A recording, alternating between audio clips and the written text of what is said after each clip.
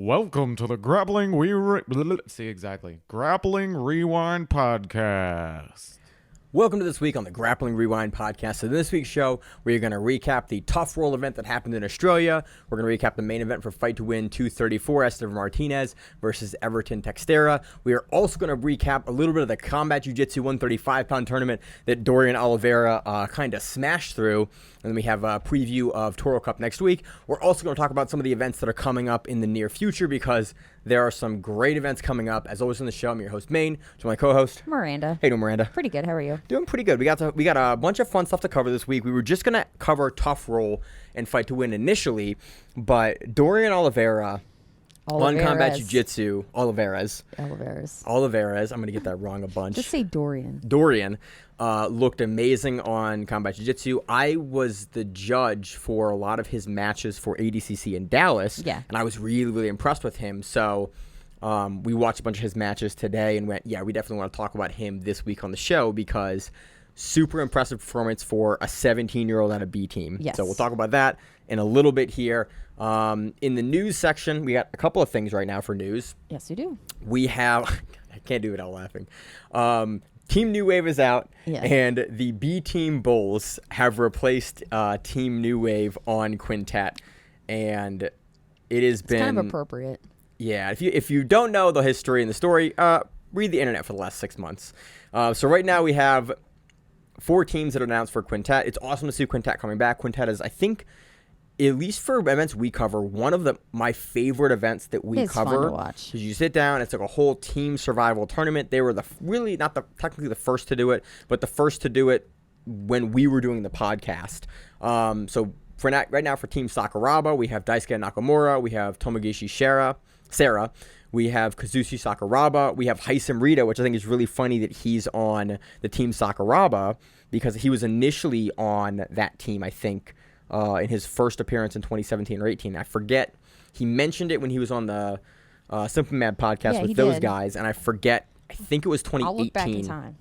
And then there's one person not yet announced for Team Sakuraba. Team 10th Planet is a lot of returning folks. We have Amir Alam, we have Richie Martinez, Boogie, we have Gio Martinez, we have PJ Barch and Kyle Bain for Team 10th Planet. For Team Polaris, we have Santiago Ilias, we have Owen Livesley, we have Gregor Gracie, we have Matthias Szynski and Owen O'Flanagan. And then for the B Team Bulls, we have, I've got the wrong pull up here. We got Jacob Rodriguez, Nicky Rod, Craig Jones, Nicky Ryan, and Josef Chen. That's a crazy-ass team to do. There are 4 good teams there. And I'm very, very excited to see how they're going to end up bracketing those teams. Again, that's not until September. That's September 10th. But it's been a big kind of talk this week that Team New Wave was pulling out. There was a rumor that they were going to pull out on Reddit. Someone with some inside information kind of leaked it. And then it came true. And now we have the pleasure of seeing all the B team guys back over there. And we get to see Craig Jones back in... I see Hasim Rida had a... versus Igor Tanabe, but on an earlier one, he was on a team itself. The one he went Boogie and Gio. That one in 2018. I forget what team he was on at that time, but I think he might have been on Team Carpe Diem at that time because he was with Carpe Diem then. Yeah. So I see super fights. I don't see it, but it would have been from years and years ago. But regardless, Hasim Rida's back. It is funny that he is B team, but now over on representing Team Sakuraba. He looks like he's really adjusting in a B team well. Yeah. And we're seeing him in a ton of footage. Yeah, he seems to be getting along with everybody really well. Mm-hmm. I'm really, really excited to see kind of how he continues to develop in that room. On their podcast, he was hilarious. Yeah, Hasim's funny. It was really cool to kind of learn more about him and his story growing up, kind of all the soccer and football he played, and then coming to Japan. Like a ton of languages. He knows too. 5 languages. I know. He knows English. I know 1. He knows not very well. At least 2, possibly 3 of like the country dialects. Yeah. English and Japanese and French. Yeah. Which is just like, geez, I didn't know Hasim Rida spoke 5 languages. So really cool. Again, if you haven't listened to that show, go listen to it. If you're a fan of Hasim Rida like we are, really cool to hear more of his story that I just wasn't aware of. Talked about him coming over to the U.S., his relationship with David Garmo, and then eventually ending up over at B Team where he is now. And so it's just really cool chronology for where his career has kind of turned, and we've really followed his career since he was a brown belt, so it's cool to learn a little bit more about the backstory. I agree. Also announced this week, or I think last week technically, but we have a couple more matches now. Grapplefest 17 is coming back. We have both of the older Tacketts. We have William and Andrew Tackett on the card. I don't know if Caleb Tackett's on the card, but I think it's just the two older brothers. I just saw the two of them announced. And Owen O'Flanagan is going versus William Tackett. Yep. So that's an exciting matchup. You get two trials winners. Again, I love seeing ADCC trials winners matched up in super fights. Should be really, really great. Can't wait to preview that one when it comes up. We also have a couple of events coming up. We have Toro Cup 26 coming up next weekend, and we have AIGA. There's a bunch of dates floating around for AIGA. It looks like that the dates that they have listed are the 19th and 20th. Yeah. Isaac Michelle had an 18th. Flo still has it as like the 12th. So that will be broadcast on Flo. We understand that to be 2 days of grappling, both 19th and 20th. Or we think. The 19th, something will be happening for sure. That is the date we know. And there are more teams than that, so we'll preview that when we get closer to that in probably 2 weeks. And then we also have Who's Number One. That whole card is now lined up. We talked about that a little bit last week. That is happening on August 10th. I mean, actually, because we're talking about it right now. Let me just pull the whole card up. That event is going to be main evented by Nicholas Margali versus Kainan Duarte. We also have on the co-main Fionn Davies versus Jasmine Hocha. We have Dante Leon versus Ethan Cronston for the lightweight title. Fionn and Jasmine is for the flyweight title. For the women, Felipe Pena versus Hasim Rida at heavyweight. Nikki Ryan versus Renee Souza. We have Andrew Tackett versus Troy Russell. On the undercard, we have Sebastian Rodriguez versus Hunter Colvin at middleweight. We have Ben Eddy versus Carlos Henrique. Ben Eddy actually talked about... he did an interview talking about ADCC rules this week and kind of like prepping. So it's very funny to see him on this after having that interview. Helena Kravar is versus Ali Wolski. And then we have Achilles Rocha versus JB Betchloff. So that'll be a fantastic card. Yeah. Again, I hope that it doesn't end up at 1 a.m. I know it will, but I hope that we start at like... And I hope they all can make it to their matches. Yeah. Because that's the other issue that we seem to have. I hope we don't have any dropouts there because that looks like we have a bunch of great cards coming up in August, and like we're into the full swing of things. We're kind of outside of the majors for IBJJF, and so we're moving into the big super fight cards. So that's all I got for previews. What else am I forgetting? Oh, let's talk about it now because we're not going to cover it in like at length during the show, or you can talk about it later. Jay Rodriguez and Nicky Rod had a couple of super fights down at the Black Belt Attorney Invitational KB. Wait, what would you call it? It's the King and Black Belt Attorney Invitational. KBAA. Yeah, at ATT Atlanta. Jay Rod went against Ernesto Rivera. He won that match. Nicky Rod went against Philip Rowe. He also won that match. Yeah. We didn't get a chance to cover it. It was another pay-per-view this weekend. We already bought Tough Roll. Yeah. And I didn't know exactly. Yeah, we didn't have a lot of other matches on the card that we were aware of. But that happened. If you're interested in watching those guys grapple, you can get the pay-per-view, and you can see. But both those guys ended up winning their matches, and really a surprise to very few probably because they are both ADCC level guys. Yes, they are. They are. Anything else? Nah, I think that was it. Okay. Where do you want to start? Do you want to start on Tough Roll, or do you want to start somewhere else? Let's start Fight to Win. Let's start a Fight to Win. Estevan Martinez versus Everton Teixeira. Jeez, I cannot get Fight that to Win, name. Albuquerque, 234. Yeah. This was fun. This was Estevan back in the gi. Yeah, it was. But Everton, who's a guy that is What size gi do you think he wears? A0. I wear an A0, and I'm at least a head taller than him. Probably an A0, because you see the gi is always a little big. Yeah, true. So these guys went at it. I was super impressed with Everton. You looked him up a little bit, and you saw a lot of like, was it mostly IBJJF? Yeah, IBJJF and like some other like outside of the Americas promotions. Okay. Because he's from Qatar. Oh, so he's UAEJJF and AJP a lot. Yeah. Okay. Yeah, he's his name. I think he's a new. I want to say when I looked him up, he's also a newer black belt.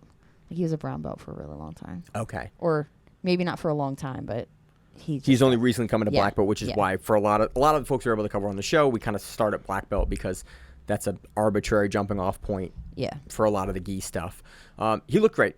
He put Estevan sort of on the back foot from the jump in this match. He had an amazing guard. He boloed him quite a few times. I think at least twice to the back.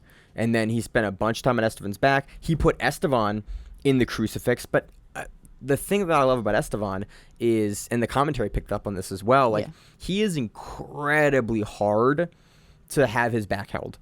Like you can get his back. He's also not a big man. Yeah. Like, and he has little appendages. And he can fold himself in, and like just a body type. Again, so it's interesting to see another rooster weight.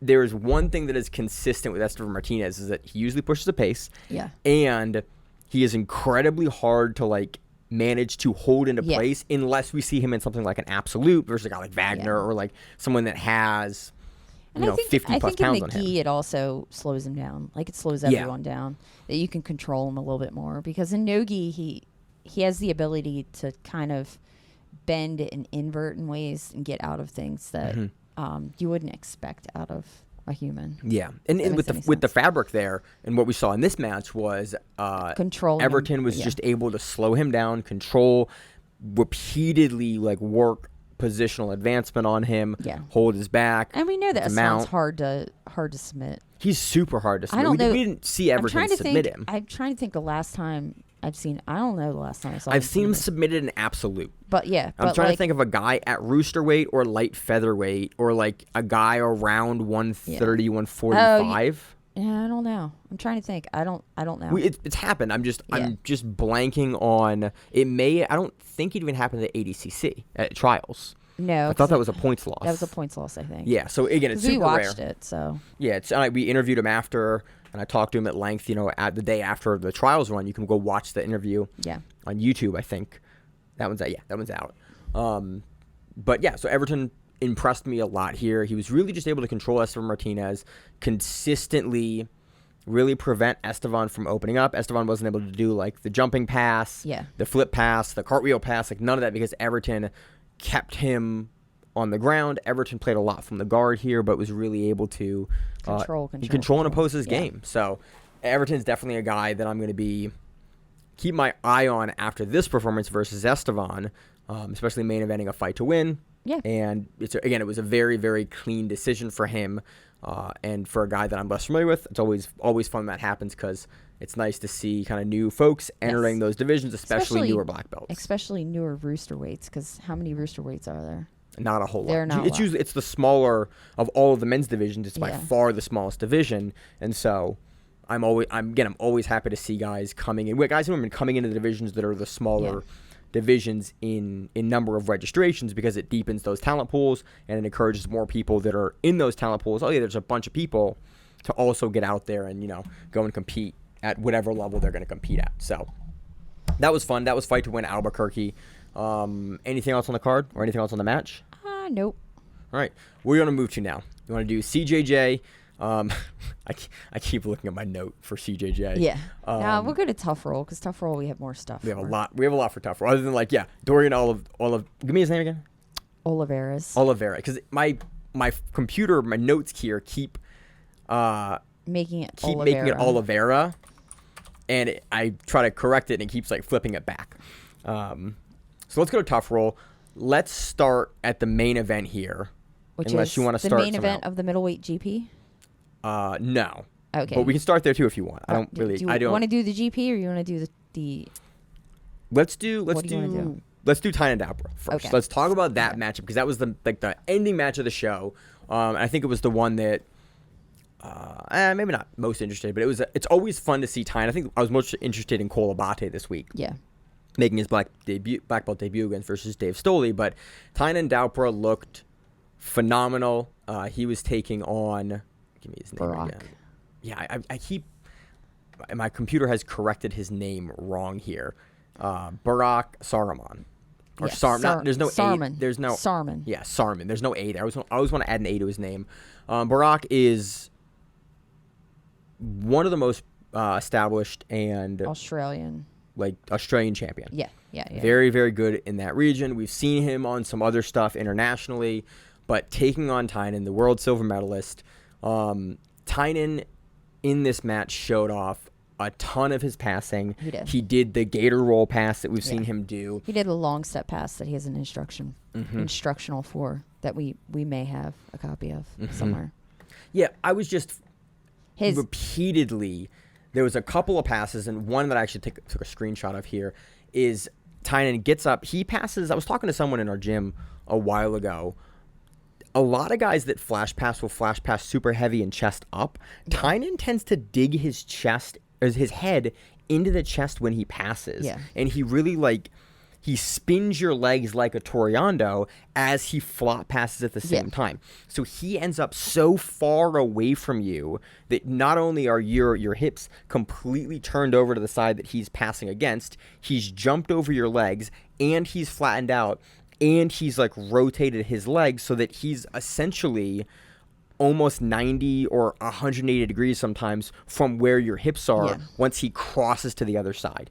Yeah. And we saw that a couple of times in this match. He also has really good gripping. If you watch his grips, Yeah. he gets these amazing grips, and then from the grips can pass. And that's normally... He grabs really low on the pants. Instead of grabbing at the knees, a lot of guys will Toriano from the knees. Yeah. Tainan tends to kind of lengthen you out, get you sitting up. Because if you're too low, then you can only windshield wiper your legs or egg beater your legs. So he forces you to sit up, and then off of you sitting up, because you have your abs engaged. Yeah. If he spins you, he kind of spins you. Ow! I just elbowed the mic stand here. Ow. He will kind of spin you on your ass because you're sitting up into him because you're trying to make grips with your hands. Yeah. And so he capitalizes on putting you down. Then when you come up, he takes those long pant grips at the lower cuff of the pants. Yeah. And then he spins you at range when you're looking to take grips on him. Even if you have grips on him, because his head is in your chest, you go to re-guard. He keeps his legs really far away. You can't lift your chest up high enough or low enough to get your hooks in for a guard, and he can just jump over you. And he does it repeatedly here in this match. He's also phenomenal. Again, we've talked about Tainan's passing every time he competes. We talk about it, but I keep expecting at some point there to be someone who have an answer or figure out, or we see someone. We saw someone do that. We saw Jansen Gomez capitalize on one thing one time. Yeah. It'll be really interesting to see. He doesn't make many mistakes. Yeah, how the people in Tainan's division deal with, because it's always how it goes. It's someone, you have a front runner that brings up the entire level of their division and their surrounding divisions, as they have people that will go between divisions in their division that have to face them, and they bring that new skill set to the adjacent divisions. I am just really curious to see if anyone will come up with an answer for how to deal with his passing. Well, the problem is he also has an answer to every answer.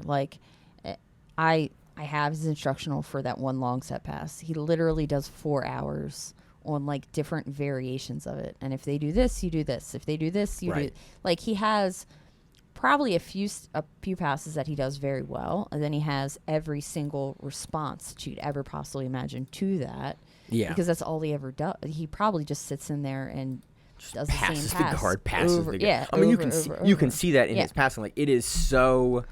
It's fluid. It's fluid, but it's also it's also rote but fluid. You can tell that also, he is so confident in those series. It's also he's not muscling it. You can tell he's just redirecting. The timing is there. That's the best way to put it. It's a redirection. He's just redirecting. When you come back to reestablish your guard as you're sitting up, he is turning you and spinning you to the side. And it's something he does this like you see black belts do to blue belts to everyone. Oh, yeah. Where it's he is 4 steps ahead in all of his passing sequences to essentially everyone he's faced, except for Jansen Gomez and a handful of other people that have sort of been able to lock him down and get a hold of his legs and either force him to play guard or control him. If you are unable to control him, he is so many steps ahead of you in the passing. And again, credit to keep butchering his name. Barak. Credit to Barak here. He took it he weathered the storm of Tainan for 7.5 minutes. He did. He continued to re-guard. He almost at one point is able to get the Tainan's back. Yeah. And I was really, really curious about it because it's something you'd mentioned either the World Show or right around the World Show that there's a thing that Tainan does where he kind of dips his shoulder, and guys that are quick can get to the side of him. Him and Murgali both kind of do it. Yeah, Murgali, you see it a little bit more.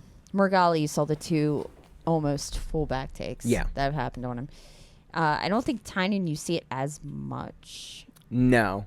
But, I mean, you see where it is. Just you don't see anybody who has the timing or the speed to actually take advantage. It's really a timing thing. Like, guys are unable. But credit to Brock here, he was able to, as Tainan's passing once, he reguards, and then he kind of hips out, and he basically throws his leg over like he's going to get an outside hook. And Tainan, if he was not as up and away in that position, and he also grabs an overhook grip, if he weren't as quick to address what was happening, he absolutely would have had his back taken there. Oh, yeah. And it was just really interesting to see Barak be able to capitalize on that little like situation that he had made in Tainan's passing when Tainan dropped his head low. Because Tainan's head was low, he wasn't able to back out as quickly, and Barak could throw the hook over to start to get his back, and then Tainan reversed the sequence, passed off of it. One thing I also like about Tainan's passing specifically here, and there's a piece in the match that you can see, Tainan jumps his legs over and across while he kind of cross steps,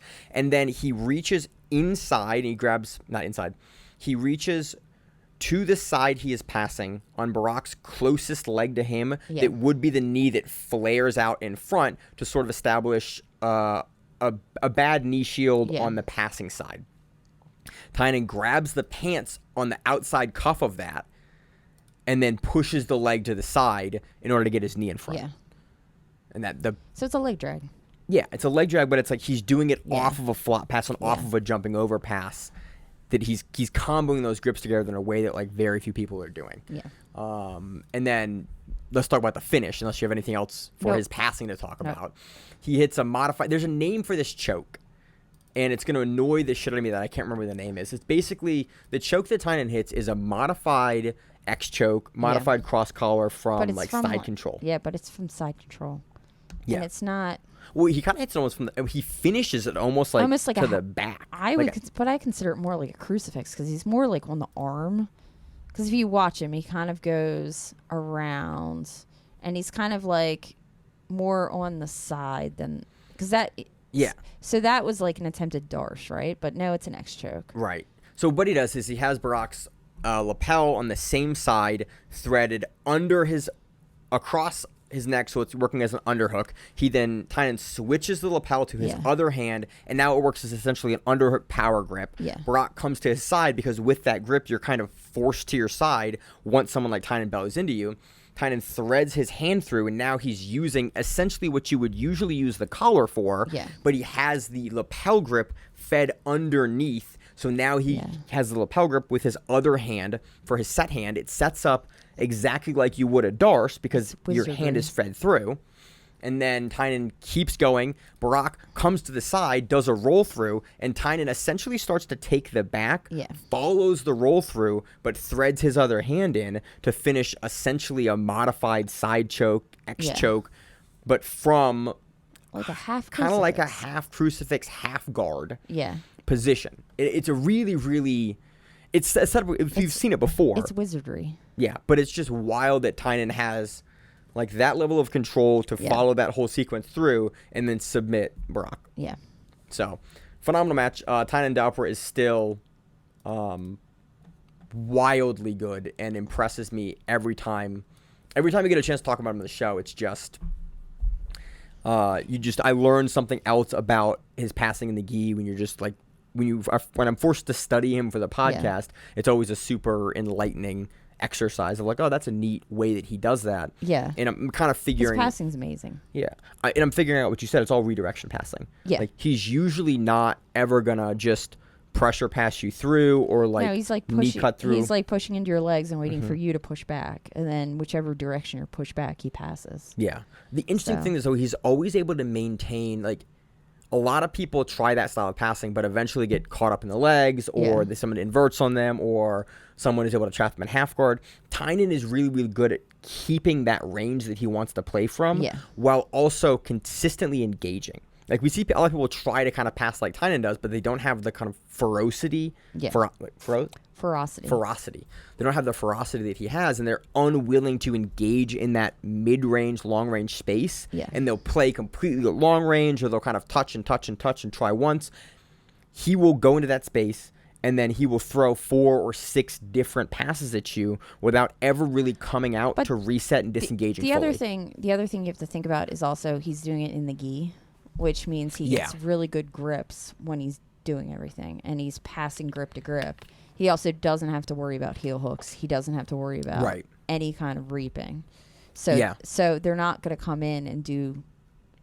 They're not going to play it like a nogi match. Yeah, they're not going to play it like nogi match. If he then goes to nogi, which would be great. He's talking about ADCC. We'd have to see how that would work, because there might be some issues in his passing style. Yeah, I'm really curious, because I don't know if they could roll under him or not, because that would be the problem. And especially if they rolled under and got a reap, I don't know. He would then have to react to that. Or he had to force a reset and get out. Like I know he can do that. Yeah, it would just be. It's the Margali problem again. Yeah, it's like, hey, we kind of learned with Margali, hey, if a guy focuses on nogi for 8 months, can he go? If he's world class in the gi, can he go and be successful in ADCC? And Nicholas Margali went, yeah, I can. Yeah, and Tainan but Dalpra, we still do see him grab grips. Which we find, I think it's hilarious every time. So, I really hope we see Tainan Dalpra in nogi and ADCC. I'm curious to see where his first nogi matches will be, but again, Tainan Dalpra's phenomenal, and he'll teach me something about nogi passing if he decides to go into that route. But he wins this match by choke, looked phenomenal, and I don't have much more to say other than it's a treat every time we get to watch it. What's the next match? I want to talk about Cole. Okay. Cole Abate versus Baby Dave, and his name on the broadcast was Baby Dave. Dave Stoley, but everyone calls him Baby Dave, apparently. I have in my notes Baby Dave because I was like, what is his last name? And then I tried to Google it. Didn't work. Could not figure out what it was. And Dave I was like, Stoley. Damn it, he told me what it was. Yeah. Anyway. So this is Cole's black belt debut. And I say that in quotes here. Like, it was this event, Tough Roll. Tough Roll had a combination of gi and no-gi matches. Yes. When we talked about it last week, we thought they were all gi, but they were gi and no-gi, which I like. Yeah. So technically it is Cole's black belt debut, but it was a no-gi match, and Cole has already won ADCC trials and been to the ADCC World Championships, and been at who's number one. As a purple belt. As a blue belt, as a purple belt, as a brown belt. Cole has already had the high-level black belt matches in no-gi. So although technically now he is a black belt, I wouldn't say it's less interesting, but it was. It's one of those footnote. He's black. He's been at the black belt level for a while now, because you don't make it to ADCC without being at that level. Until they started talking, I never noticed that his facial expression doesn't change. Yeah, he is stone cold the entire time. I love that. So a lot of guys will make faces. I always encourage the guys that I coach to not make faces when you're rolling or training, because it gives your opponent a ton of information about how that is working. And there's been competition matches that I've been in where you have a choke or you have something in, or an armbar, and you can look at the guy's face and you see a grimace, and you're like, oh, I actually have this, and it's close. If the guy's stone face, a lot of times you don't have that information. I think that's something that Abate probably does, where he's just not going to give you any information on his face, so it's a really, really good no facial expression at all. I always thought it was a really good tool, and I was always kind of surprised guys when they competed, especially at the high level, would give you so much expression. Yeah. But it's cool to see the commentator pick that up and for Cole to kind of have that strategy. Well, they were calling him Stone Cold or Stone something, or they had a nickname for him. It was good. It wasn't an actual He's fighting nickname, Baby Dave. Yeah. Cole looked phenomenal in this. This is, I'm not going to say the best that he's looked, but it's up there. Yeah. He looked fluid in his passing. He repeatedly, half berimboloed Dave Stoley. Dave Stoley would go for a leg lock. Cole would counter it all the way to the back. That was kind of a theme this weekend. Oh, yeah. Was a lot of people would go for a heel hook and then immediately get their back taken or get mounted or something. We saw that for Dorian Olivarez on CJJ, as well as in this match with Cole Abate, that Dave would go for something and then Cole would counter it, either with a double underpass or an over underpass or a sit-through pass or a berimbolo. And that was really the flavor of the match, was Abate repeatedly passing over and over and over. And getting to his back. And, to Stoli's credit, getting out of those positions and forcing Abate to re-enter the guard and pass again. But it was really Abate defending a couple of different leg lock attacks and then just dictating the passing, dictating the range, imposing on top, imposing on the back, and eventually he gets to the back. Yeah. And he hits he does an armbar from the back that makes me just go, oh, he's just a great athlete. Yeah. He's in the back with the hooks. He has scored. And then Dave Stoli's... And it's like 15 seconds to go. Yeah, it's right at the end of the match. It's right at the very, very end. Dave Stoli's down, like belly down. He's not flattened all the way out, but he's sort of up. He's building a base.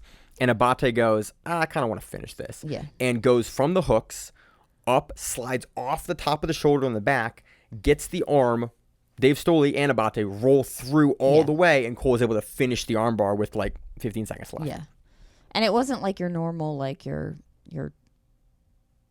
is it a juju roll?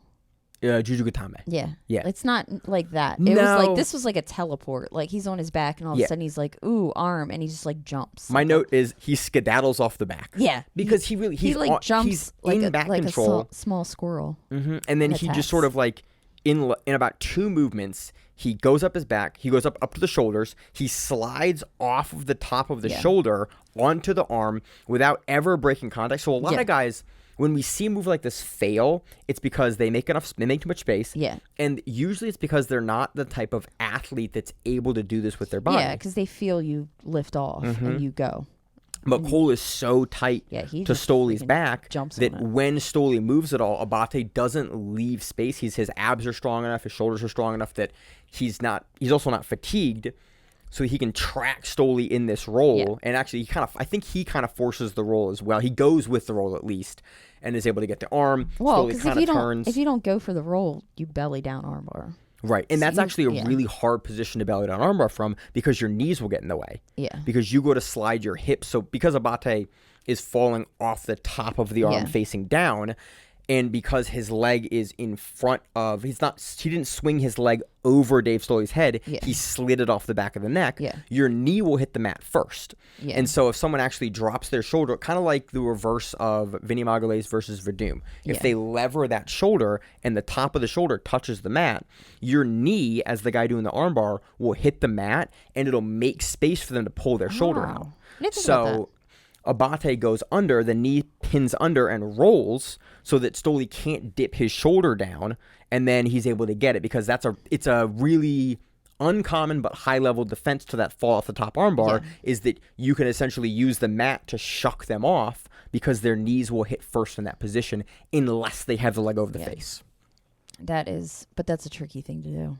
Yeah. That's one of those like...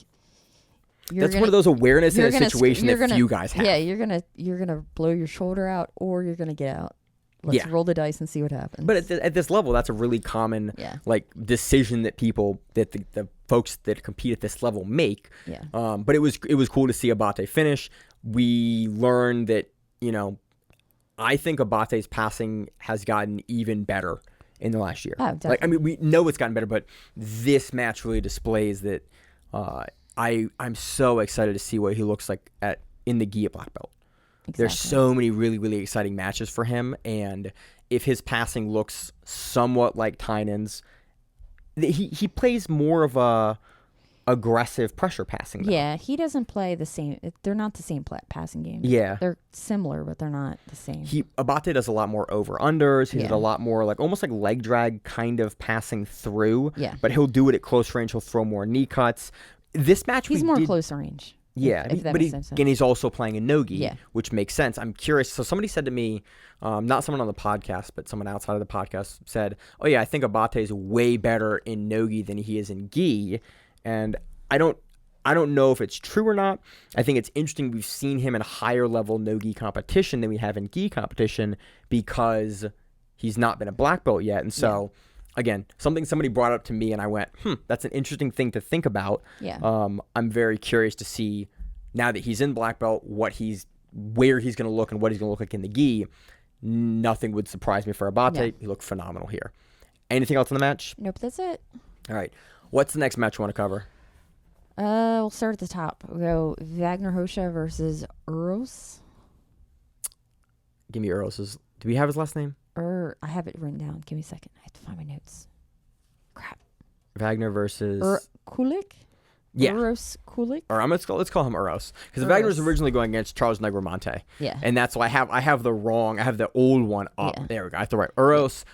Yeah, I can't. It's Kulik. I'm gonna call him Uros. Uros. Vagner gets 3 points, all by advantage. Yeah. All trying to pass. Yeah. It's definitely a little slower paced of a match, but it wasn't. But it was still Vagner. Vagner being Vagner. It was the Vagner show. Yeah. Vagner imposing in top position at the entire match, right? Yeah. Pretty much in the guard. He tries to sit through pass. He tries the knee cut. He spends a lot of time being pretty active in Uros's half guard. Yeah. And trying to be imposing and trying to do his normal, like, I'm just going to kind of be mean and rough and pass that way. And Uros was like, not letting you pass me. Yeah. Uros did a good job weathering the storm. We've seen a lot of guys fold from that. Like, they really just can't deal with the level of pressure that Vagner puts on. The pacing I thought was good from Vagner here. He looked good in the pacing. Neither guy got stalling penalties. We saw some penalties here for like stalling and some other stuff throughout the day. Vagner didn't get any of them here. I thought it was pretty reasonable. He was consistent doing something on top. Yeah, they were consistently he was trying to pass, and Uros was doing enough to block it and try to create some action. So neither really were hanging out in the position and just chilling like we see in some matches. This is a good match to talk about the rule set. So we now know tough rules. And Tainan Dalpra posted a video that was really short that explained the rules. I thought was really great. Yeah. It's essentially like ADCC and Naga had a baby, and that baby is pretty cool. I'm pretty happy with that baby. Yeah. They give you. So it's an 8-minute match. Yep, which I think is a great length. And it's 4 minutes. No points. Sub only, and 4 minutes points. And then it's 1 point for an advantage. What would be an advantage in IBJJF? So that's deep submission attempt. That's near guard pass. That's going to the turtle. That's what else? Like anything that would be almost a score with an advantage for IBJJF is awarded a point. So it makes it really easy to follow. And then you can get negative points as well for penalties. So the penalties, instead of being like points to your opponent, are just negative points. Yeah. And so some of the matches earlier in the card, we saw like -2. Some people had like multiple negatives. I really like that from a viewer perspective. I wish they would have had the names and the score on the board even in the no points period. So they were adding that is true. They didn't they only put the scores up once the match actually. Yeah. I wish they would have had that up the whole time. But I understand the thought process of not having it. There's no score. Why would you have a scoreboard on the thing? Maybe like just don't show the points and just have the names. But I really liked this. I like this format. I like ADCC. I like the reasons that ADCC does this. It gives you the first half of the match to sort of do whatever you want with no penalty, with no. And you saw that. You saw a lot more. Somebody would try to take down, and they would just get taken down. So let's didn't really care about it. Let's talk about this. So that was Vagner match. Vagner wins by points. Advantages in trying to pass. Looked good. He then called out he called out the best 16-year-old in Australia and the best woman in Australia for his son Achilles. Oh, okay. And for his daughter Jasmine. And then he's like, and I'll take whoever's left. Oh, okay. And it was a really cool, like it was at the end of the event, they interviewed everyone. That was Wagner's like interview piece was basically like, hey, I want to bring, this event was great. I loved the event. I want to bring my whole family out here for the event. I want the best 16-year-old in Australia and the best woman in Australia for my family, and I'll come out and do it again. And I went, I immediately would love to see Jasmine and Achilles and Vagner on a Family Feud card. Yeah. That would be great. So it was cool that I love that Vagner is so involved in his family's life, like promoting his kids, and they're phenomenal grapplers. So it's really cool to see that family kind of build each other up in that way.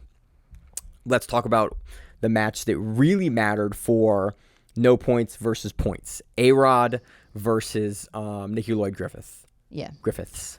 There's an S there. Yeah. Anna Rodriguez came out hard. Yeah, she did. And Almost cross collar choked the fuck out of her a few times. yeah, and there was a minute of that match. Yeah. That Ana Rodriguez was looking to put Nikki Lloyd-Griffiths away, and Nikki was doing a great job of like defending. Also, Ana Rodriguez had like an Ataro gi. Is that what that was? I think that's what that was. If you are an anime nerd, please let me know. It was like little clouds. Yeah, that was all I knew. I think that's not Naruto. I don't know. I think it's Naruto. I don't know anything about anime at all. I think that's the little headband thing. I don't know. It looked cool. All I know is it was like little clouds. I like they're little red clouds. I like weird gis. I was about it. I know you were, but I don't know. It was kind of distracting. It was very. I love it. It was very pajama-esque. I love it. Like I could look like that looks like what you would wear. I wish I watched Naruto because I like that's the game. I was like, I would love that gi. But I also have a bunch of dumb color gis, and so whenever I see an odd gi that is not standard, I'm always like. Did you see the brand new Starlight? They have a pink and blue one. Ooh. It's baby blue and pink. It's pink with baby blue things. Mitchell got me a pinky from that's from hot birthday pink. That's different. This is like baby pink, like real light. You know, we're getting a little powder. We're getting a little off topic. Ana Rodriguez. So for the first roughly 4 minutes exactly. The first 4 minutes, I put. I don't even know. I don't even know how to explain that. It's basically. It was a cross collar choke, but she just she digs the hand super deep. Yeah. She crosses. She looks to finish. She goes almost to mount. Yeah. With it, she's finishing. She's looking to finish her from the side for a while. Yeah. She is just continually putting up passing pressure and submission pressure on Nikki Lloyd-Griffiths. Yes. And then the 4 minute mark hits, and Ana Rodriguez has kind of lost the choke because Nikki's defended it, and then Nikki goes, "Oh, it's points time." Yeah.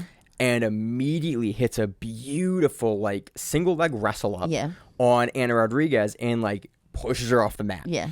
And she gets a point for it. And so I was a little annoyed, not really at anyone, but just like at the circumstance of the situation was Griffiths finishes is putting A-Rod down and they're on the edge and they're kind of starting a scramble. But that's the IBJJ. Yeah, no, and I understand that. Again, no fault of anyone. I just it's one of those sequences that I would have loved to see play out because I think Nikki would have still been able to score that.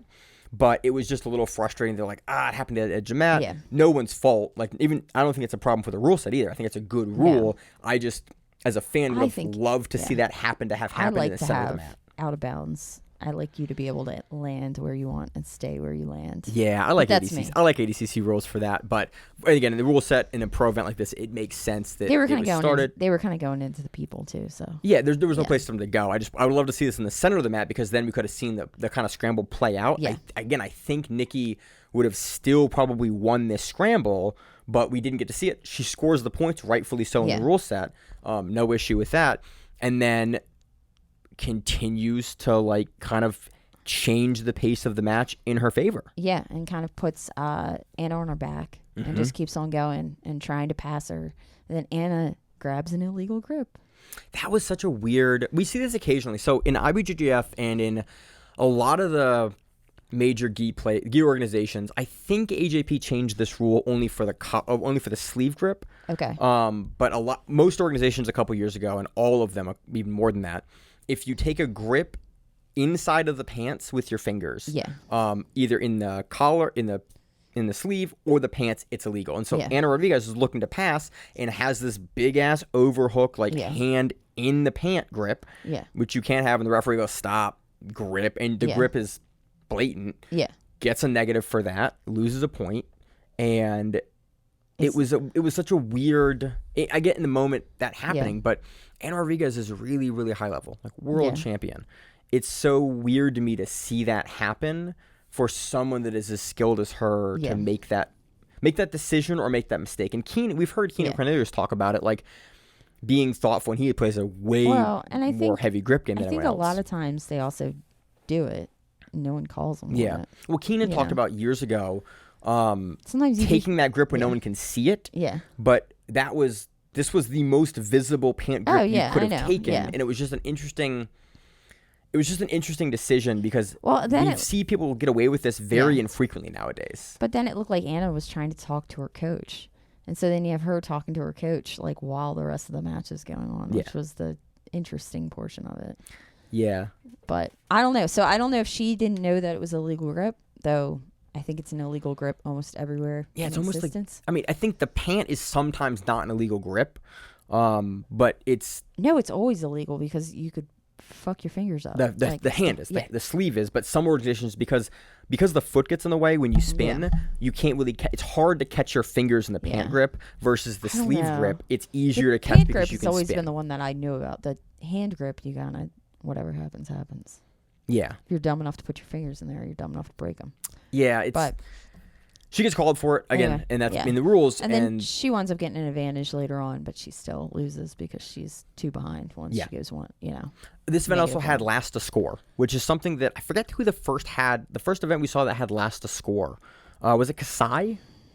It may Or have was been. it Third Coast? We've seen other events. Third Coast is golden score. Golden score. I think it was EUG. Yeah. EUG used Elevate Your Game, used last to score wins, and I think that's a great way to call ties because then it immediately puts the onus on the person that got scored in an even match to continue to push action and try to win. And it makes everybody move. Because you have to move at that point. Because if they score, you're fucked. Yeah, it's a great rule. Again, it didn't come into play here, but I thought it was great. This match, I think, was a big upset. I think we picked It was a huge upset. A-Rod to win this on last week's show, but Nikki Lloyd-Griffiths is very, very good, and she showed us, like, with that wrestle up, again, and wrestling in the gi is now changing things. Yeah, and it was also it was a good kind of exploitation of the rule set. Like, she knew almost how much to do to get away and then just hold it down for the rest of the match. Yeah. If that makes any sense. You score your points, you maintain the activity that you need for 4 minutes, and really she had about 2 minutes of time that she really had to maintain it. And even you could tell she was working enough, and she wasn't, there was no question that she wasn't getting a stalling call because she was doing enough. And she was actively working toward what she needed to do. Wins the match. Again, you call it exploitation of the rules. Like, that's gamesmanship. That's knowing your rules then, like, 100%. And doing what Vagner does to everyone. Know the rules, know what you can get away with, know what you need to do, and that wins you matches versus, some of the best in the world like Anna Rodriguez. So, congrats to Nikki Lloyd-Griffiths. She takes that one. I think they said it was the only win by the Australians in the super fights. That tracks. Yeah. They had some notoriously world-class tough competition. But again, you bring the best in the world to fight Australia. Like, it's you versus the world. That's a really tough matchup to win. But I love that they did it. Another match where that last to score mattered was Victor Doria versus Paulo Lima. This was such a weird match. It was very slow-paced, but they're both very large gentlemen, so I kind of get that. But then we had Doria's head kept on bleeding all over the place. So, like, there was like 4 or 5. There were 2 matches like that happened. One of the earlier matches, I'm going to blank his name. This was like 4 or 5 times in a row. They had to rewrap his head over and over again. It was kind of getting a little ridiculous. And then Doria was like, poked me in my eye or something. I don't know. There was it had a lot of stopping and starting. And I was, at the end of it, I was like, all right, man, I get it. His blood, just super glue it, and we'll call it a day. Yeah, I also took it as, like, Doria kind of gamesmanship. Hey, like, it kind of pulled Paulo. If they're not going to call you for it, that's what I mean. It play the rules. It kind of pulled Paulo out of his game. So, like, he just kept on stopping it, and it worked well for him. He did the São Paulo pass, which until I saw that, forgot that him and Cyborg. Like, they're from the same gym, and like doesn't Doria coach Cyborg? Yes, a lot. And I thought so. He manages Cyborg and Vagner, so. like he's their manager, and Vagner shouted him out at the end. And but I completely forgot about that pass until I saw it, and I was like, "Holy shit, I need to learn that pass." There are 2 of him and Cyborg are the best users of that pass in the world. If you ever want to see someone hit that pass at the highest level, go back and watch. I think it's an amazing pass. Cyborg hit it on Gutenberg Pereira at Gi Pans, I think, or no Gi in an event in the last 2 years. He works on Gutenberg Pereira, and Gutenberg Pereira is notoriously like super long and hard to deal with. His an amazing guard, and Cyborg's able to hit it against him. In that match, I forget where that match. I know it's IBJJF. I just forget what event it was. But yeah, Doria scores last here, so it was even going into the fight, going into what I thought would be a decision, 1-1. Yeah, Doria gets it because he was the last to score. I think it's a great rule. It keeps activity moving. It also encourages you and to Doria got score. that last point like in the last seconds. Yeah, It was very, very, close to very the end. He end. gets the advantage. Yeah. Very, very close to the end. And so, it got fun. But he had a lot of stopping and starting, which just sucks when someone gets cut. Yeah. I'm blanking. Bob Frias also had a match where his head, he looked like Orlando Sanchez, rest in peace. Oh, okay. 2017, but like times 2. Oh, okay. They wrapped his head up so much where it was literally looked like a old school rugby cap. And it was everything they stopped the bleeding. But yeah, Bob Frias. That match was on the earlier in the event, and I watched that. We're not going to cover it on the show, but they wrapped him up. I think more than I've ever seen someone get wrapped up. So he was like a mummy head. Literally like a mummy head. But they head. did it one time, and then it stayed the rest of the match, and it was good to go. Yeah. So let's see. We also have Henrik Sassone versus Anton Mineko. And Sassone takes that via 2-0. Yeah. It was all standing. Yep. But And there were some negatives during that match too.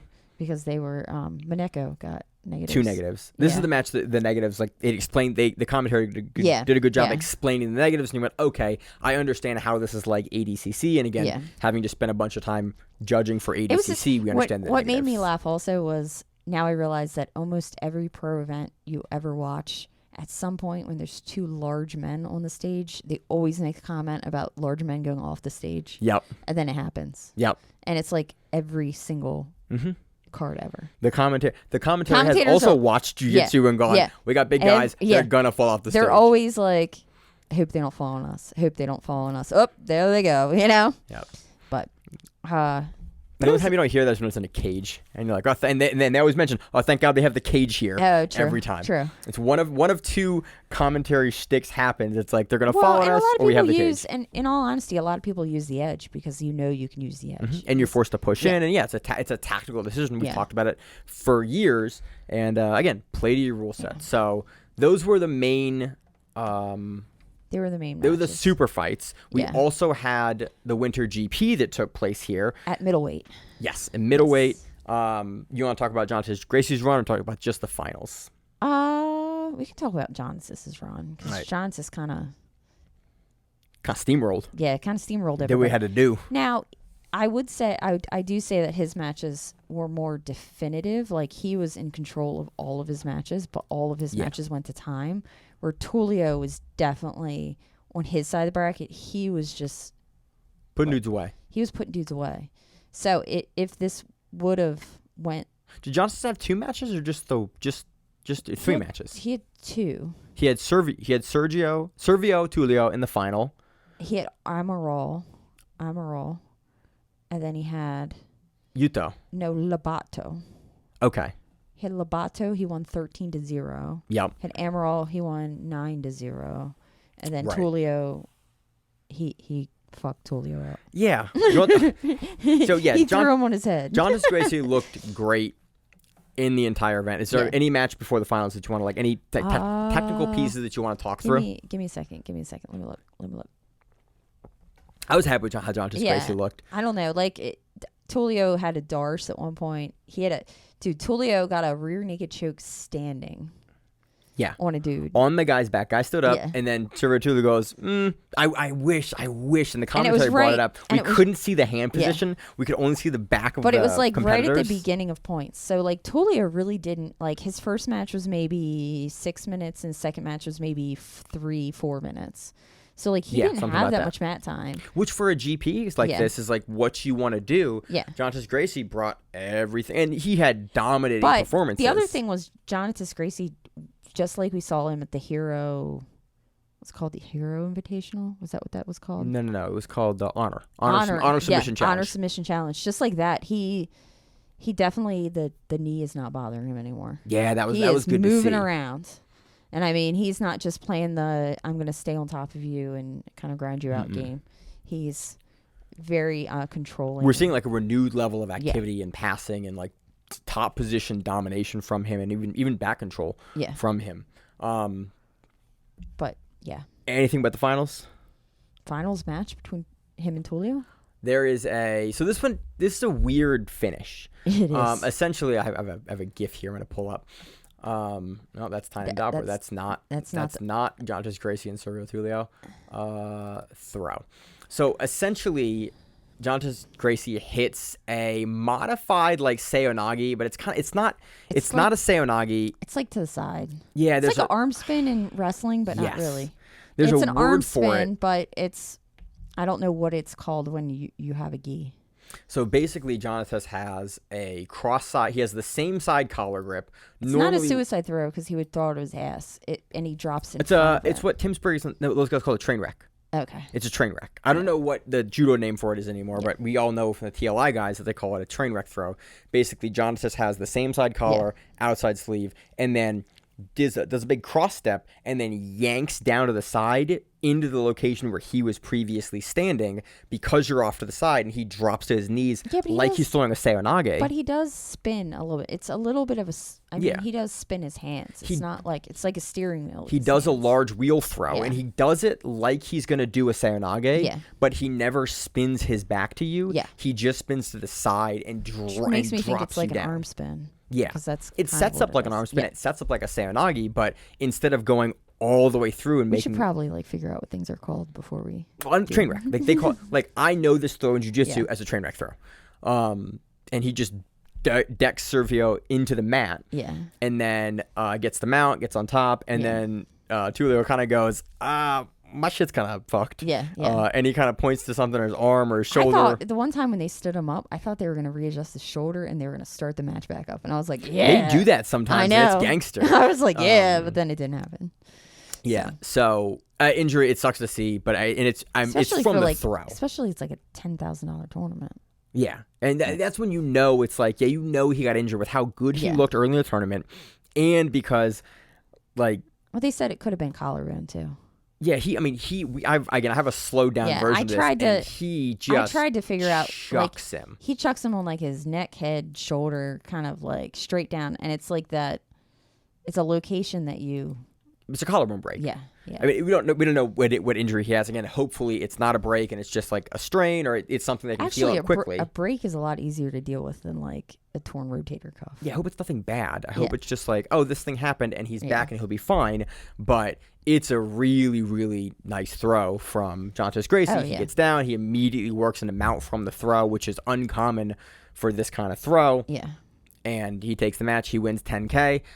Again, I love that they brought a bunch of top-level Japanese guys, Australian guys, Americans, Brazilians out for this event. It's great. The pay-per-view was a little expensive. I think it was 43 Australian, 30-something US. It was worth it. Again, we like to support these kind of events because if you don't, then they can't happen. Technically, you can buy this until in a couple days. I think they have it. I think it's the 7th, 5th or 7th. I think it's for a few more days. You can buy this if you want to watch the replay. Yeah, it was a cool event. Yeah, the live didn't start till 11 p.m. It was Australia time. Yeah. So I caught it on the replay. But again, I also love that these guys updated their website for the restream. So you could see that, like, hey, if I'm because I didn't buy it live because again it's past my bedtime. You could see that you could buy it and purchase it and rewatch it, and that you were actually going to have access, and they gave you a window for it, and it was kind of still having access to. And I love that they had a website that had that information on it, so we weren't going, because we bought events before. It's like, oh, this event is ending, and then you're like, cool, I bought a pay-per-view for an event I can't watch. Grapplefest did that too. That sometimes. Yeah. We've seen it for other events. It's like, you can't. The UFC, you missed the live stream. UFC back in the day. Mm-hmm. If you didn't watch it, you purchased the live stream. Yeah, if you didn't buy it did not live, purchase access to the video, because they used to have the videos separately later. Yeah. So it's a model, and it's been around for a long time. But I like that they updated the website to let you know that it was going to be available for this amount of time if you purchased the restream, and that was nice. It seemed to be a fun card. They had some ladies dancing. That was awesome. Yeah. They had a little break in the middle. Usually I don't like interludes and breaks, but these guys, they had an entire song and dance big event happen for 10 minutes in the middle of it as an intermission before the GP final, because they had to give those guys a rest. I also actually really liked that they ran the GP as one thing and then ran the super fights. Yeah. I loved that we didn't have an hour or 2 hour break between the preliminary matches of the GP and then those guys going. It wasn't like it was a lot of matches. in a row. Yeah. And if you think about like IBJJF, they give you the rule, and I've learned this in Orlando, is like 10 minutes between your matches. Yes, they give you the length of a black belt match between. That's all they give you. So these guys are used to it. If you're used to that, then just do the GP that way. I like they didn't ice them. They didn't have you fight the preliminary matches, and then 2 hours later, after all the other matches go, for the main event, we're going to bring these guys that are cold, that have had to re-warm up, back out to do it. A lot of events do that, but I liked that they ran this big GP and all the super fights. Like, they finished the GP, and then we moved on to the super fights, and it was like, I actually really liked that format because it let me watch one event and then watch all the super fights in note taking, and just I didn't have to follow. Oh right, the GP hasn't happened yet. I didn't have to wait for 2 hours to figure out how the GP. You can organize finished. your notes well. At least I can organize my notes well when it's not like bouncing back and forth. Yeah, it was great. Again, I love the event. Again, a little more expensive on the pay-per-view than we would have liked, especially because there's been multiple pay-per-views this month. But overall, you want to support events like these because you don't get a bunch of world-level talent out to these events for free. And it was nice. You want to see guys get paid. Yeah, and it was nice to see the Australian talent that we don't see very much. Yeah. Especially with like Giles doing the whole no steroid 10K thing and all that other stuff going on. We're seeing more and more support for Australian athletes in events like this, and events in the UK, and like events in other regions than the US proper give us an opportunity to see the larger community. Like that's why I love trials so much, because you see the trials, it gives us an opportunity to showcase grapplers from around the world that are on that level, that are competing at the highest level. And so, yeah, I really appreciate what Tough Roll does, and it was great. I had a lot of fun watching the event. Yeah, it was a fun event. All right, let's move on to Dorian Olivarez. I have one note. I'm going to share my... I don't have the results. I have one note for this event. Dorian Olivarez is a motherfucker at 135. He is. Holy shit. So, Dorian Olivarez, we talked about him a little bit when I came back from ADCC Dallas. He was on my mat for the 65 kilo division, and he looked like a monster. He was this kid out of B team that people were kind of talking about. It was really good, and we'd heard some stuff about him, but I hadn't got a chance to see him because... And you've heard on when the B team guys talk, they were talking about this stud wrestler kid that was in the room. Yes. And you just heard about it. We've heard about him for like 6 or 8 months or something like that since he's been a B team. Saw him at Dallas, I think he won his division, was amazingly impressed. He won his division. At what he looked like. And I was like, ooh, this is a young, good talent. Yeah. Seeing him in combat jiu-jitsu was terrifying. Yeah, he is quite scary. Because he was out in Thailand recently, training Thai fighting. He has like 700 wrestling matches. He has a bunch of jiu-jitsu matches. He's 17 years old. 17. No country for old men. This makes me go like, right, I'll do Masters. I'll have a great time at Masters, staying away from guys like Dorian Olivarez. I'm doing adult at New York Open for Nogi, and I literally checked. I was like, I need to make sure these two girls are not world champions before I do this. So I was like, if I get a Dorian, fuck, man. Yeah, if I get Dorian Olivarez in my bracket, I'm like, hey, man, we're just gonna have a good time. Give me like 2 minutes, and then do whatever you want. Yeah, do whatever you want. But like, I need like 2 minutes just to like be here to not have wasted my flight.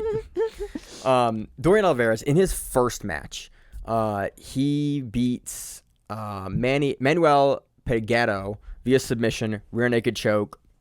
Looks phenomenal doing that. Yes. His second match, he beats Yuki Takahashi via rear naked choke. This is when Takahashi, which is part of Sakuraba's team, goes into his legs. He just starts the palm strike. Dorian Olivarez looks like the rib cage. Looks like Boss Rutan circa Pancrase in the 90s. And he's doing it hard. Like it's not like normally with combat jiu-jitsu, I wouldn't say it's like some guys know how to do it, some guys don't know how to do it. Like Damian Anderson knows how to do it. Yeah. Ethan Kralestein, it's there. It's a little more like open-handed, a little more hits, a little more to get you to move. Yeah. Dorian Olivarez throws like he's Boss Rutan in the 90s. Yeah. Like he is full palm strikes with the acceleration down, the shoulder turns over. Yeah. It looks like he's throwing ground and pound, full speed with just an open hand. Yeah. And he is, but again, to Yuki's credit, Yuki's in it. He's getting hit clean. And you see some of the shots are like not rocking him, but definitely, that's a full force palm strike that's like a punch, essentially. And he's not the great thing about it is he's not losing his positioning when he's doing it. He's not just shelling up. Yeah. Or Dorian, you mean? Dorian. Yeah. Like Dorian's throwing, but he's not like giving him anything as he throws. If you want to know how good Dorian Olivarez is going to be, watch his match versus Yuki Takahashi, because you see Dorian go from wrestling, gets Yuki down, immediately goes into complex passing and like multi-layered passing, immediately postures up, but not too far to eliminate the passing range, throws a bunch of strikes, comes back down into passing, turns his hips, strikes again. He is using strikes to open up and work his passing without ever posturing up all the way to generate more power, because he can generate the power that he needs from the mid-range like you're supposed to when you fight MMA. Yeah. You don't need to posture up and throw haymakers at the guy. You need to throw good, clean strikes at mid-range so that you can continue dominating the mid-range space that you have in passing, and then get someone to open up and let you pass through. This is the most impressive combat jiu-jitsu performance I have seen from anyone aside from former UFC 125 champion, babyface assassin, Brandon Moreno. Okay. When he was in combat jiu-jitsu, like that level of comfort in this interplay between the open hand striking and the jiu-jitsu. Yeah. Phenomenal. Yuki goes for a couple of leg locks. Dorian goes, oh, you're going to do a leg lock? Let me do a berimbolo to your back. Let me sit through the heel hook attempt that you have to your back. And that's inevitably how he finishes the match. Wildly impressive performance in his, that was quarterfinals? Yeah. And then he goes on to semifinals. Where he takes on Richard Alarcon, Red, who is amazing. We've seen him do very well in combat jiu-jitsu. We've seen him do ADCC trials. We've covered Richard for years. And we see Richard kind of get Dorian in some bad places. In the beginning of the match, especially. It was like, what do you have? He got a really good Darce. Yeah. And the commentator was like, ooh, they did the commentary thing where they're like, oh, he's going to finish him. Yeah. I loved also that this event, they had camera guys walking around the mat. We got some. You hate it as a competitor, but I love it as a viewer. As a person, and I guess I don't know if as a competitor, I think it would be super distracting to have someone up in your space. You used to do it with the ref, though. But yeah, I don't know. And you probably won't even notice it, truthfully, because I don't pay attention to what the fuck's going on around me. But maybe do, maybe don't. I think it's a little weird. But it gave us some awesome camera angles. But you got to see things, which was nice, that you normally don't see. Richard Alarcon has a deep Darce on Dorian Olivarez. Yeah. And Dorian has amazing defense that I will go back and rewatch to figure out how he does this.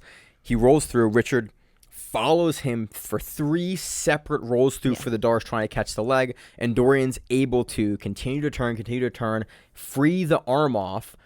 And then Dorian goes, oh, you're very good. That was kind of close and annoying. I better turn it up because I'm 17 and I have a gas tank like no other. Yeah.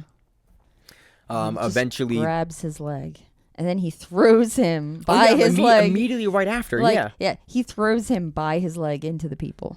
He does like a treetop, essentially, on him. Yeah, but he does it into the people. Yeah. But it was literally immediately. Yeah. He gets out of the Darce and then immediately reshoots a low single, and he turns it into a treetop and then throws Richard out. It was the speed that he changed gears from being on the defensive to being back in the wrestling, the offensive, was a guy that's had 700 wrestling matches. Yeah, and then you see Dorian just pick it up. And I mean, they go back and forth, and this is the only match of Dorian's that goes to time. Yeah, goes to overtime, and then Richard gets the back first. Dorian looks amazing getting out of back control. Really quick turn of the hips, getting out. And has that young neck that can do some weird positions to get out. Just like, and he has a young wrestler neck. Yeah. It's like unbroken by time. Yeah. Then he gets Richard's back, and then pretty quickly sinks a rear naked choke over the face. Yeah, he does the twisty one. He did the same thing to Yuki Takahashi, who was kind of complaining about the mouth guard coming out. Yeah. And I went, oh man, this is not the time for that. That's kind of, and I looked at it and I couldn't tell exactly how the mouth guard came out in that match, but it seemed like it had just kind of like dislodged. It didn't look like Yuki necessarily pushed it out. Yeah. But the referee's not going to restart the match in that. No. In that. Why would you? Finishes Red here. Yeah. In overtime, and then he goes into the finals versus Zach Schneider. And he's a Drysdale black belt. Yeah. So he's just not any black belt. Yeah, he's a good black belt. He's a good black belt. You had Zack Snyder beat Gabriel Dafron, Duck Jitsu, in the finals in overtime. Yeah. In the semifinals in overtime. These guys, like, think about your finals. You have Zack Snyder, Dorian Olivarez, Richard Alarcon, and Gabriel Dafron. Like, all guys that we know, all guys that are good. Yeah. And then Dorian Olivarez is putting these guys away. And he pretty much dominates bell to bell. Yeah. Zack Snyder, he gets on top, wrestles him down. He passes, he gets the top, he gets the back, and then he finishes the same rear naked choke that we've seen him hit all night. And he's 17. Yep. 1-7. And he's a blue belt. Bullshit.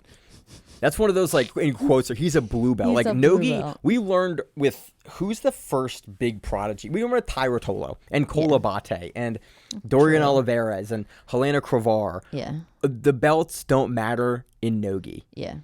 And I cannot wait to see more from him. We don't cover combat jiu-jitsu a ton. If people like Dorian Olivarez with this level of pace and speed and skill, and we see these events get filled up like this, like, we'll start covering it again. Because, man, this was exciting. It's fun. It's fun. It was a fun match to watch. Dorian can actually strike. He can actually put guys away. He's actively looking for it the whole time. Nobody we watched in his matches was like looking to play possum and try to get to overtime. They were all looking for the finish and going. Yeah, this wasn't your normal, like, waiting it out. No one was waiting it out. Everybody was going balls to the wall the entire time. Yeah, so it was a phenomenal event. It was a great weekend of events. I'll definitely go back and rewatch Dorian versus Richard for a bunch of different pieces for both their guys' games, but I also really want to see how Dorian was able to get out of that Darce, because we know Richard Alarcon has an amazing Darce, so I'm super curious if he beat him in the neck or the roll or he pushed it off. Combination of all of it. Yeah. Young neck. Probably, but it was twistiness. he had his hand, Dorian had his hand in a place that's not typical for Darce defense. Okay. And I couldn't exactly figure out what he was doing with it, but I couldn't really see as they were rolling what he was doing with it. But it was something that I wasn't used to seeing. Well, the other thing that I realized, well, I didn't realize, but I did. I guess I did realize.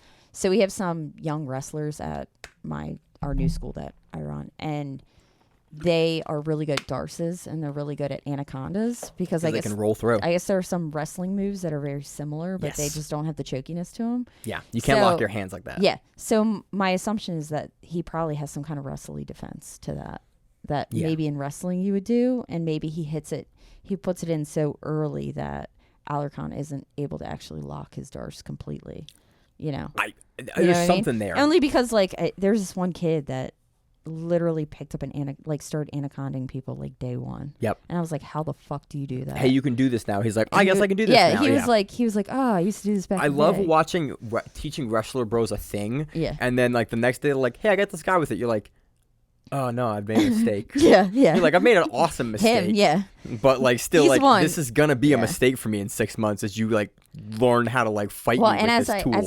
As I teach him the trickier anacondas, he's like, oh, that works. And I was like, fuck. And like 6 months later, you're getting tapped with the thing you taught them. You're like, oh no, you're good at grappling. It's not gonna be 6 months. It's gonna be like 2 days. Yeah. So anyway, watch out for Dorian Olivarez. I absolutely think that he is going to be on the world stage here in Nogi. Oh yeah. I mean, he's the 135-pound combat jiu-jitsu champion at 17. He will be a world champion in something else in the next couple of years if he decides to go into MMA or he decides to stay in jiu-jitsu. We're gonna see him winning major stuff. He phenomenally did, impressive. He did pants. I want to say he won pants. Yeah, wouldn't surprise me at all. No, because he's a blue belt. Quote in the biggest quotes. Could you imagine juvenile blue belt? Oh god. He probably. Oh, he's a juvenile blue. Oh, that's even more he's 17. Because he's juvenile blue belt. He's not even beating up adults in IBJJF. No, he's beating up the kids. I watched him beat up a bunch of adults at ADCC, and so he can do it. A bunch of adults here, he can do it. So, that's all I got. Next week, you have anything else on this event? No. It was fun. It was a lot of fun. Yeah, if these events are this fun, we'll cover Combat Jiu-Jitsu again. I'm down for it. Toro Cup 26 is next week. We have some names for it. And then we are also going to preview Who's number one? Who's number one? Yeah, I looked at the date here. Who's number one? Preview is next week. I'm amped for that. AIGA will be the following week, and who's number one recap. So looking forward to all of that. Anything else? You're going to New York Open this weekend, right? Yeah, I'm doing the New York Open this weekend. I'm reffing Good Fight. Yeah. So that'll be fun. On a local the here. old people in gi, and I got adults no gi. We're gonna see what happens. I get to ref a sub only, so I don't have to think about points. I just have to think about that's illegal, that's not illegal, and time. So it's Nate Diaz fights this weekend too. He does, and I'm gonna watch it. I'm not gonna be happy about it, but I'm gonna I don't watch it. know. I don't know how that's gonna go. Simon texted me. I was like, "We're gonna watch this." I went, "Yeah." Is it really expensive? I don't know, but it's like I wonder if we can I hate that I want to see it. I think you can watch it without paying. Possibly, but we'll support the dumb stuff you want to watch. Yeah, but it's gonna be on Fight. And it's gonna be probably and I have Fight for a reason for stuff like this. I know, I do too. The UFC was awesome this weekend. If you watched that, there were some really great matches on that. I got to watch my buddy win a bunch of money by a Justin Gaethje head kick. And I got to watch his eyes get weird and wide, super wide, as he just aggressively high-fived us all. That's awesome. Yeah, it was a really fun. It was a fun grappling match, and not grappling match. It was a fun, grappling match in the UFC. I forget which one it was. Also, I think next weekend, Buchecha fights again. Oh yeah, it is. And he's finally going against the Rugrug, the Senegalese wrestler. Yeah. This was supposed to be his MMA debut. Is that what's it called? Is Mikey on there? Mikey on there? I think he is as well. Is it Mikey's title fight? I think it is as well. Dude, this is too much shit. I have to do the New York Open, and I have to watch all these stupid fights. Yeah. I mean, oh no, my life is terrible. My life is so horrible. Yeah, it's Mikey versus Jared Brooks. Yeah. And it's Buchecha versus Rugrug. Rugrug. Is it Rugrug? It's Rug. The Senegalese wrestler it's that he Rug was supposed Rug. to fight 4 times now. Is it? That looks jacked. Is it on the card? Yeah, right there. Yeah, there he is. Yeah. Yeah. So I always forget his real name. Mikey versus Jared Brooks. I'm gonna pick Mikey here. Yes. Jared Brooks, the Monkey King, is the 25. Is the Ty Rutello is going against a guy. Daji something. Right here. Versus Dagi Arsalan. I do not know. I'm thinking Sambo guy. Sambo guy, probably. Or wrestler. Dagestani wrestler, or I'm missing Turkish. He's a Turkish wrestler. Oh, okay. It's the flag of Turkey. So I'm gonna go with all the grapplers. John Lineker's on this card too. I'm gonna watch this card. Yeah. Supergirl's on this card. This would be a great ONE FC card. So we're also gonna cover that next week. I'm picking Mikey versus Jared Brooks because until somebody can beat Mikey in ONE FC, I'm going with Mikey. Yeah. I think he probably ends up leg locking Jared Brooks. Jared Brooks is a good grappler, former Bellator champion, ONE FC champion at 25. But and I'm not. Well, not ONE FC champion. I think. Yeah, he is. He is. Yeah. I'm not betting against Buchecha.